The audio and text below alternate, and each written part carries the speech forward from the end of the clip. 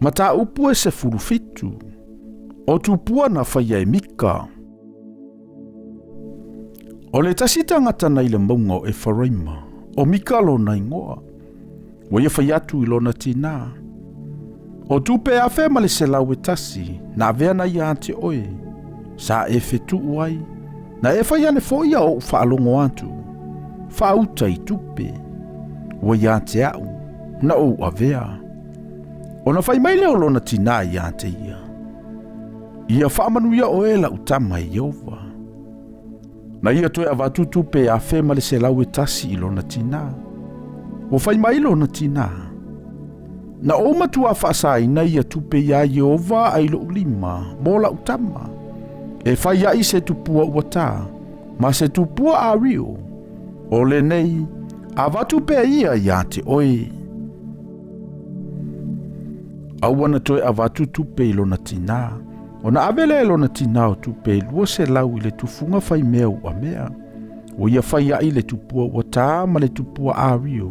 Sai ai le fale o mika. Sai le tangata o mika se fale o le atua. Na ia whai ale e fota ma tupua. O ia tofia fo i le tasi o na atali ua whai ma Faitaulanga ia te ia. O na po ia sa le ai se tupu ia Israelu. Sa tai tasi ma whai le mea ua tonu ilo na lava manatu. O le taule alea fo i mai petele ema. O Yuta mai le tu aingo Yuta. A o le sale vi o ia. Wau mau o ia i lea mea.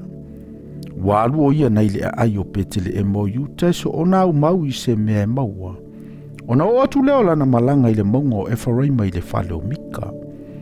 O fesili atu mika i a te ia. Na i fea oe. Ua tali mai o ia i a te ia. O au le sale vi mai petele e mo Yuta. O te alu so ona au mau i se mea u te maua. Ona whai atu leo mika ia te ia. Tate no nofo mau. Ia whai oe mo uta maa ma u Faitaulanga. A o au. O te avatu ia te oe tu pese fulu i lea tausanga ma lea tausanga. Ma u ofu, ma u mea e ai. O na alua ne ai lea o le sale vi. Ua loto le sale vi o na lano nofo ma le tangata.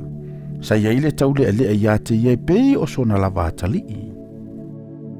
O na tofia le mika o le sale vi. Na faifo ile taule le ama Faitaulanga i ante ia. Sa iai o ia ile a inga o mika. O na faianele o mika. O le nei. Ua owi loe angali le mai Yehova i ate au. A wawa i ate au le sale vi. E fai mo si taulanga.